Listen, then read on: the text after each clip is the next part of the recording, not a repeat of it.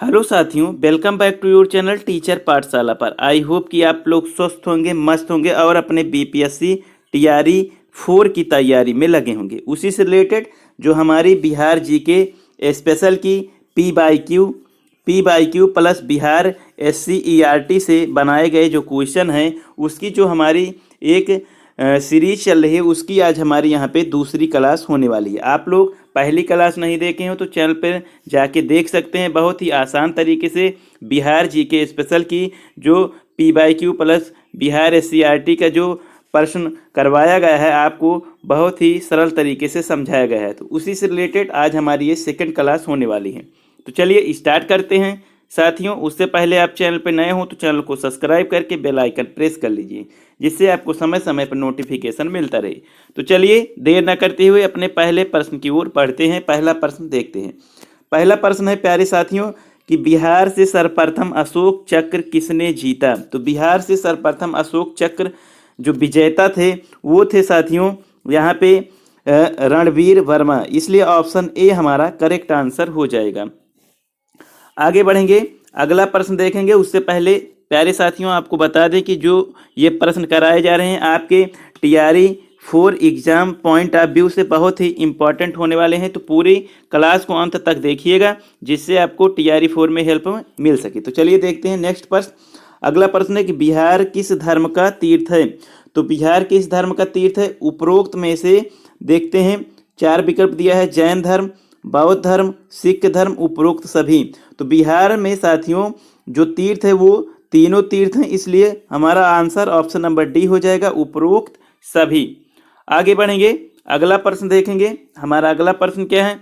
अगले प्रश्न की बात करें प्यारे साथियों तो अगला प्रश्न है कि भागलपुर में निम्नलिखित में से कौन सा आयुर्वेदिक कॉलेज स्थित है।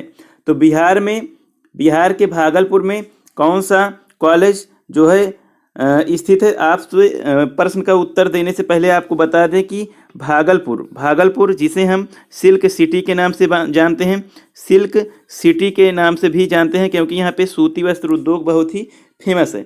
अब बता दें कि भागलपुर में निम्नलिखित में से कौन सा आयुर्वेदिक कॉलेज है।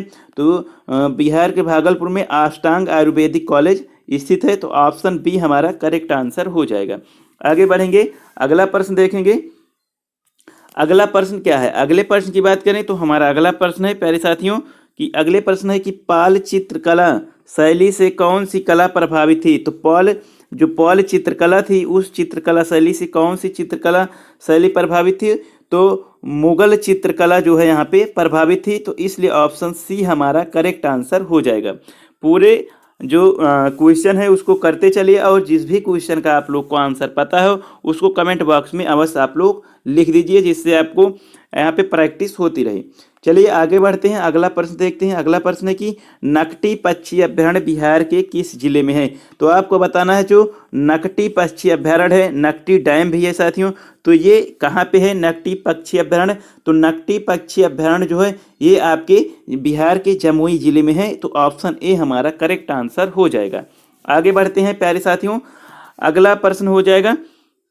अगला प्रश्न है कि बिहार में कहाँ रुई उद्योग सर्वाधिक विकसित है। तो अपने बिहार में रुई उद्योग सर्वाधिक कहाँ पे विकसित है। तो यहाँ पे 4 विकल्प दिया गया है, 2 जिलों का यहाँ पे एक जोड़ा दिया गया है, आपको बताना है। तो यहाँ पे गया और भागलपुर में रुई उद्योग सर्वाधिक विकसित है, इसलिए ऑप्शन ए हमारा करेक्ट आंसर हो जाएगा।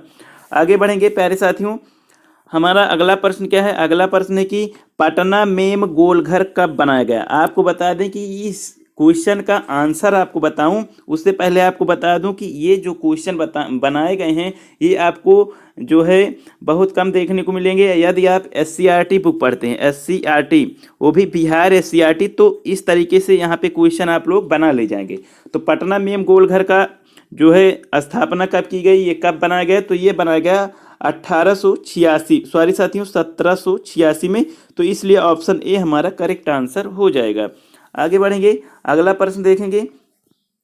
अगला प्रश्न है प्यारे साथियों कि निम्नलिखित में से कौन संगीतकार नहीं है। इन 4 विकल्प में आपको बताना है कौन सा जो है इनमें संगीतकार नहीं है। आप लोग क्वेश्चन ध्यान से पढ़िए, आपको नहीं है कि सही है, सभी चीज़ को ध्यान से देखना है। आगे तो यहाँ पे हमारा आंसर हो जाएगा हरिमोहन झा। ऑप्शन डी हो जाएगा हरिमोहन झा, जो कि एक संगीतकार नहीं है। हमसे पूछा था नहीं है, तो ऑप्शन डी हमारा करेक्ट आंसर हो जाएगा हरिमोहन झा। आगे बढ़ेंगे अगला प्रश्न। अगले प्रश्न की बात करें तो अगला प्रश्न है कि चीनी यात्री ह्वेनसांग 625 ईसा पूर्व से 640 ईसा पूर्व तक किस विश्वविद्यालय में अध्ययन किया था। तो आपको बता दें कि जो चीनी यात्री ह्वेनसांग था, ये साथियों आपके नालंदा विश्वविद्यालय में अध्ययन के लिए आया था और उसने अध्ययन किया। नालंदा विश्वविद्यालय का जो यहाँ पे जो है क्षति किसने की, नालंदा विश्वविद्यालय का जो छात्र था उस पर आक्रमण कौन किया था, तो आपको कमेंट बॉक्स में कमेंट करके लिखना है। लेकिन चीनी यात्री ह्वेनसांग ने नालंदा विश्वविद्यालय में अध्ययन किया, इसलिए ऑप्शन डी हमारा करेक्ट आंसर हो जाएगा। आगे बढ़ेंगे प्यारे साथियों, आगे बढ़ेंगे अगला प्रश्न देखेंगे। हमारा अगला प्रश्न है कि बिहार सोशलिस्ट पार्टी की स्थापना 1931 में किसने की। 4 विकल्प दिया गया है, रामवृक्ष बेनीपुरी, गंगा शरण सिंह, रामानंद मिश्रा, उपरोक्त सभी। तो इन चारों विकल्प में तीनों विकल्प सही है। इन बिहार सोशलिस्ट पार्टी की स्थापना में चारों का योगदान था, इसलिए ऑप्शन डी हो जाएगा उपरोक्त सभी। आगे बढ़ेंगे अगला प्रश्न देखेंगे। हमारा अगला प्रश्न क्या है। अगले प्रश्न की बात करें तो अगला प्रश्न है कि 6वीं सदी विश्व की पहली लोकतांत्रिक व्यवस्था कहाँ थी। तो 6वीं सदी में जो सबसे अच्छी लोकतांत्रिक व्यवस्था थी या पहली लोकतांत्रिक व्यवस्था थी वो थी वैशाली, इसलिए ऑप्शन बी हमारा करेक्ट आंसर हो जाएगा। आगे बढ़ेंगे अगला प्रश्न देखेंगे। अगला प्रश्न क्या है। अगले प्रश्न की बात करें तो अगले प्रश्न है कि द्वितीय बौद्ध संगीति के अध्यक्ष कौन थे।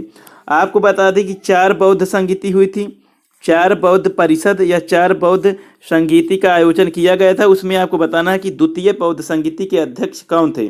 तो द्वितीय बौद्ध संगीति के अध्यक्ष जो थे वो थे वसुमित्र, इसलिए ऑप्शन डी हमारा करेक्ट आंसर हो जाएगा। प्यारे साथियों आगे बढ़ते हैं, अगला प्रश्न देखते हैं। हमारा अगला प्रश्न क्या है। अगला प्रश्न है कि नालंदा विश्वविद्यालय की स्थापना किनके प्रयास से हुई थी। तो नालंदा विश्वविद्यालय का निर्माण किसने कराया था या किनके प्रयास से हुई थी। तो ये हुई थी कुमार गुप्त वंश के एक शासक थे, कुमार गुप्त के जो है प्रयास से हुई थी, इसलिए ऑप्शन बी हमारा करेक्ट आंसर हो जाएगा। आगे बढ़ेंगे प्यारे साथियों, आगे बढ़ेंगे अगला प्रश्न है कि पटना उच्च न्यायालय के पहले मुस्लिम न्यायाधीश कौन थे। तो पटना उच्च न्यायालय के पहले न्यायाधीश थे, यहाँ पे आपको बताना है कि पटना उच्च न्यायालय के पहले जो न्यायाधीश थे वो थे सर फैजल अली। आपको बताना है कि जो फैजल अली आयोग था वो किसके लिए बनाया गया था, आपको कमेंट बॉक्स में कमेंट करके लिखना है। तो पटना उच्च न्यायालय के पहले मुस्लिम न्यायाधीश कौन थे, तो sir Fazal Ali, option C हमारा करेक्ट आंसर हो जाएगा। आगे बढ़ेंगे अगला प्रश्न देखेंगे। हमारा अगला प्रश्न क्या है कि बिहार के किस जिले में बॉक्साइट पाया जाता है। आपको बताना है कि बिहार में सर्वाधिक बॉक्साइट किस जिले में पाया जाता है। तो बिहार में जो बॉक्साइट का उत्पादन होता है या पाया जाता है तो सर्वाधिक मुंगेर जिले में, ऑप्शन डी हमारा करेक्ट आंसर हो जाएगा। आगे बढ़ेंगे प्यारे साथियों अगला प्रश्न देखेंगे। अगला प्रश्न क्या है कि बिहार राज्य ग्रामीण खादी ग्रामोदय बोर्ड की स्थापना कब हुई थी। तो बिहार राज्य खादी ग्रामोदय जो बोर्ड है उसकी स्थापना हुई थी 1956 में, इसलिए ऑप्शन बी हमारा करेक्ट आंसर हो जाएगा। चलिए आगे बढ़ते हैं, अगला प्रश्न देखते हैं। हमारा अगला प्रश्न क्या है। अगला प्रश्न है कि दरिया खां देखिए यहाँ पे रहेगा साथियों, दरिया खां नुहानी को बिहार का शासक कब बनाया गया। तो दरिया खां नुहानी को जो बिहार का शासक बनाया गया ये साथियों बनाया गया 1995 से 1922, इसलिए ऑप्शन बी हमारा करेक्ट आंसर हो जाएगा। आगे बढ़ेंगे अगला प्रश्न देखेंगे। हमारा अगला प्रश्न क्या है। अगला प्रश्न है कि बिहार का नाम किस ऐतिहासिक पुस्तक में मिलता है। तो बिहार का नाम किस पुस्तक में मिलता है, ऐतिहासिक पुस्तक में मिलता है बिहार का नाम। तो ये नवाकत-ए-नासरी और कीर्ति कलम में जो है बिहार का नाम जो है इस ऐतिहासिक पुस्तक में मिलता है, तो ऑप्शन डी हमारा करेक्ट आंसर हो जाएगा। आगे बढ़ेंगे अगला प्रश्न देखेंगे। अगला प्रश्न क्या है। हमारा अगला प्रश्न है कि बिहार में हिंदी और उर्दू भाषा की मिश्रित भाषा बोली जाती है, इस भाषा को क्या कहा जाता है। तो बिहार में जो हिंदी और उर्दू की मिक्स भाषा को बोली जाती है उसे हम बिहारी के नाम से जानते हैं, इसलिए ऑप्शन सी हमारा करेक्ट आंसर हो जाएगा। हम अपने लास्ट और अंतिम प्रश्न को देखेंगे। हमारा अंतिम और लास्ट प्रश्न है कि बिहार के किस क्षेत्र में बाढ़ एक जलवायु की आपदा है।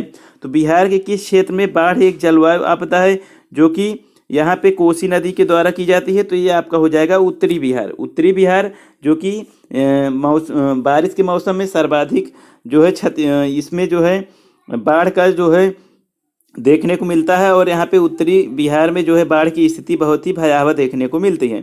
तो ये रहे टॉप 20 क्वेश्चन। टॉप 20 क्वेश्चन आपके लिए लेकर आए थे। आपको टॉप 20 क्वेश्चन पसंद आए होंगे, और पसंद आए हो साथियों तो एक लाइक कर दीजिएगा। और जो भी साथी आपकी तैयारी कर रहे हो बीपीएससी टीआरई 4 की, उनको ये बिहार स्पेशल की क्लास शेयर कीजिए, जिससे आपके साथ वो भी कहें जो है बन सके बीपीएससी अध्यापक। तो चलिए इसी के साथ अलविदा लेता हूँ। यदि आप लोग कमेंट करके बताएंगे तो हम एक नेक्स्ट क्लास आप लोग के लिए लेकर आएंगे। तो चलिए इसी के साथ साथियों, थैंक यू साथियों, धन्यवाद। Thanks for watching.